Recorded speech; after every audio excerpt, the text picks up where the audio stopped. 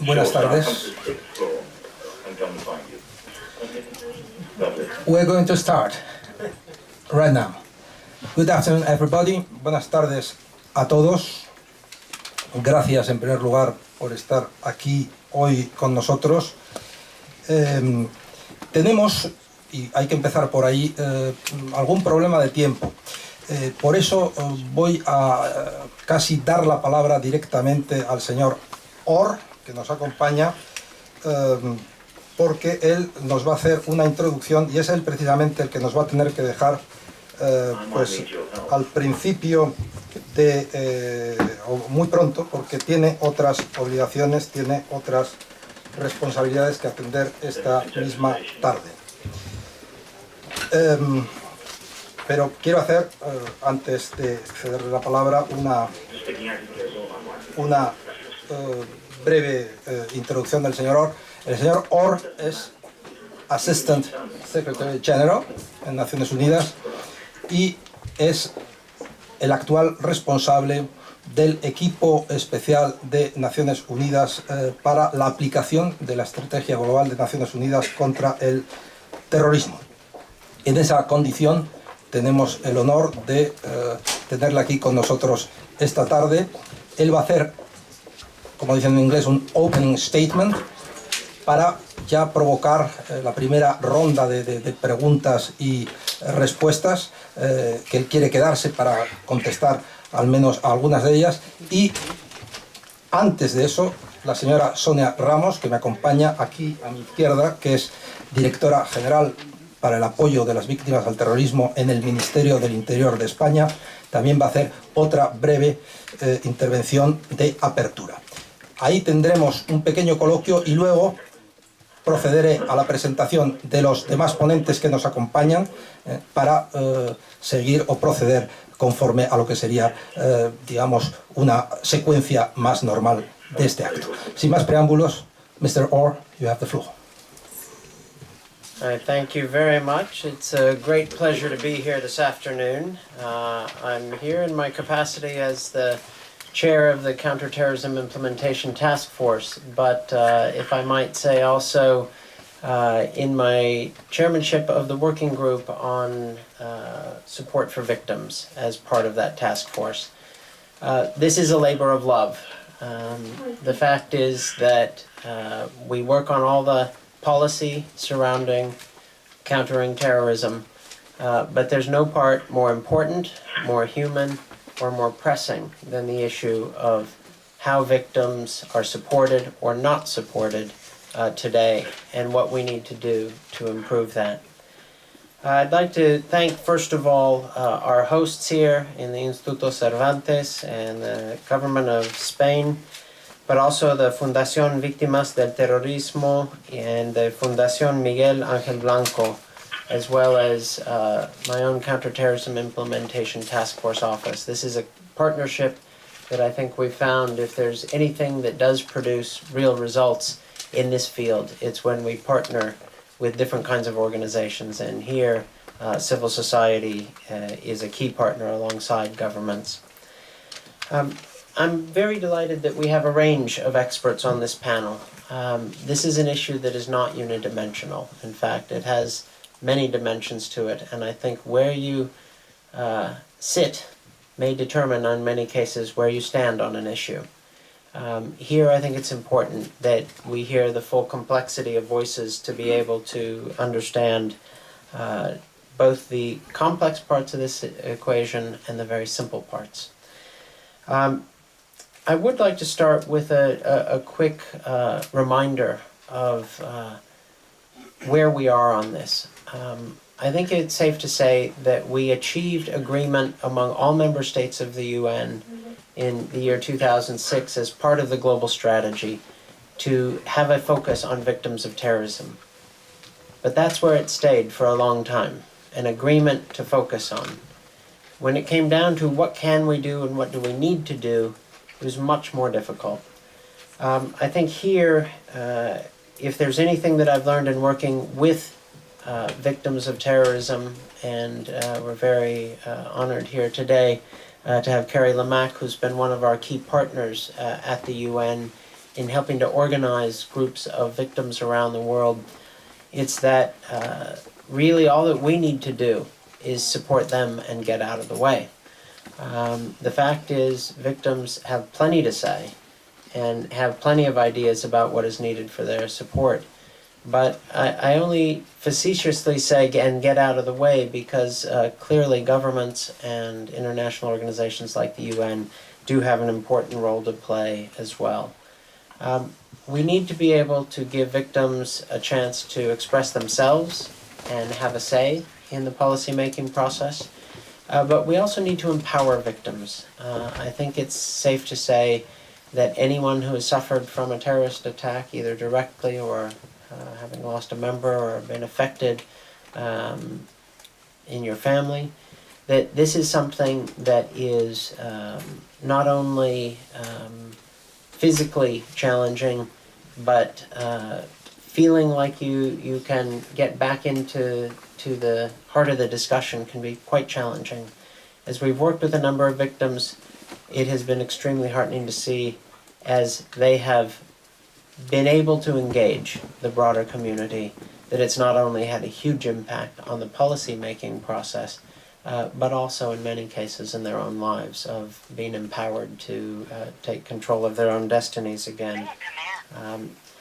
If I could, just by way of introduction, say that this is and it will be an ongoing area of our effort at the UN. The kind of path-breaking Secretary General Symposium in 2008 was a major event in opening up this as an area of discussion across the width and breadth of the UN membership. But it was followed in December 2010 with an important workshop in Siracusa, Italy, looking at some of the legal aspects. And I think a seminar like this today, a panel discussion on the rights of victims, is also crucial. We can look at different parts, but when it comes down to it, victims do have rights, must have rights. The sad truth is that we have not delivered for victims around the world. And if we are to do so, we have to acknowledge that we start with an obligation. We start with an obligation to the victims, and we start with an obligation to ourselves and our communities. That victims are a part of our communities, we need to treat them as such, and that means for a whole range of policy decisions that we have to look at what their actual needs are, what they want, and then make some of the hard choices about how we can meet those needs. Finally, just a word of hope in closing here. Just this morning, we had the first meeting of the advisory board of the new Counterterrorism Center of the United Nations that was founded with a generous donation by the Kingdom of Saudi Arabia.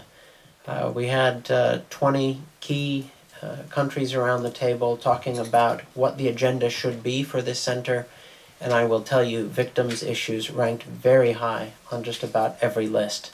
That's a very good place to start, but just starting is where we are. Thank you. Thank you very much. Thank you very much, Bob, for your opening statement. Now I give the floor, as we have announced, to Ms. Sonia Ramos, General Director for the Support to Victims of Terrorism at the Ministry of Home Affairs in Spain. The floor is yours. Buenas tardes. En primer lugar, quiero agradecer al Instituto Cervantes, a todas las entidades integrantes en el seno de las Naciones Unidas presentes hoy aquí, a las representaciones de los Estados miembros ante las Naciones Unidas y en especial a la Fundación de Víctimas del Terrorismo y a la Fundación Miguel Ángel Blanco por la oportunidad que se nos brinda al Ministerio del Interior del Gobierno de España de mostrar nuestro apoyo a la inauguración de esta exposición en pie de foto, como elemento difusor del derecho a la memoria de quienes han perdido la vida como consecuencia del fanatismo terrorista. El recuerdo a las víctimas del terrorismo por parte de la sociedad internacional constituye un elemento de justicia y a la vez un instrumento fundamental de deslegitimación del terrorismo, como herramienta de imposición de una ideología política determinada. Las víctimas del terrorismo, con el sacrificio de su vida, de su integridad y de su libertad, adquieren un significado político por su contribución a la consolidación de los sistemas democráticos. De ahí que no quepa su equiparación a las víctimas de cualquier otro signo.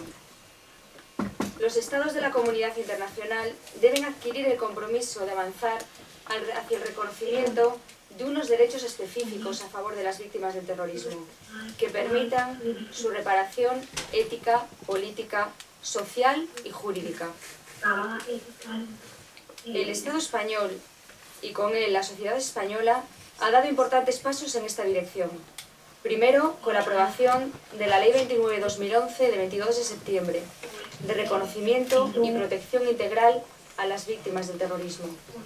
Y posteriormente, con el acuerdo suscrito el pasado mes de febrero por la práctica totalidad de los partidos políticos representados en el Parlamento, que constata la victoria de la democracia sobre el terrorismo, pero también el papel que las víctimas del terrorismo han desempeñado en esta victoria.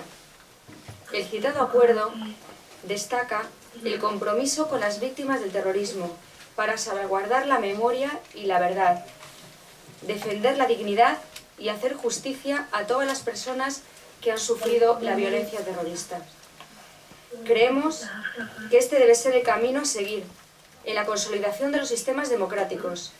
Por ello, reitero el compromiso del Estado español y de su gobierno a favor de las víctimas del terrorismo, de su derecho a la verdad, a la memoria y a la justicia. Muchas gracias. Thank you very much.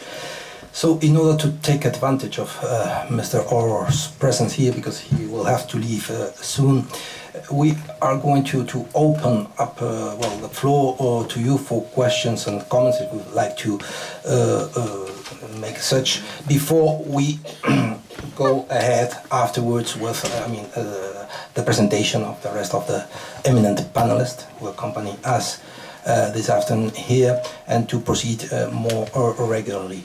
If, well, since I'm here moderating the issue, I would first of all, of course, thanking you again for your presentation, saying that would like to say that this is exactly the aim of this event today, of this gathering here, to galvanize, to foster the importance of victims, or the human face of terror, which is very important. And this has been already recognized by the United Nations, by the Global Strategy Against Terrorism, and well, we are really very happy to see that the system such, you representing the system here, is well aware of this importance. You have mentioned a meeting of this morning, which we feel it's an important one, the first meeting of the advisory board of a new element or tool, which is the United Nations Center to Counter Terrorism. And this center wants, of course, also to strengthen the capabilities against the fight against terrorism in general, but the area of victims is an important one there. And this is something that I would also like to highlight here, and perhaps, well, the question to you would be, how could we use not only this tool but other tools in order to make here steps one after the other, in order to let's say, highlight the importance and give to the victims also the opportunity to speak out, because this is important to counter terrorism. Well, thank you. The first thing I would say is that we have to depoliticize the issue of victims. Believe it or not, it doesn't matter where an attack occurs, who is affected, but it is highly political in almost every case how victims are treated. As much as we might think that systems will kick into gear or that systems exist, the fact is that the context that gives rise to terrorist attacks is the same context in which victims have to try to get their needs met. So the first thing to depoliticize, and here we've been through some rough waters at the UN and quite frankly internationally generally, but we've been through them. The fact is the 2008 symposium happened. There were many who said it would never happen because victims was too political an issue, if you can imagine. The United Nations, we have very political issues every day of the week here, but victims was too political. Well, we proved it wasn't too political, that we could have some basic understandings among all the governments of the world that this was an issue, a human issue worth handling. I think a second way into this is to let victims speak for themselves, because this is a very human issue, but you'd be amazed at how quickly we can not just politicize the issue, but bureaucratize the issue. What are the systems that we're using to address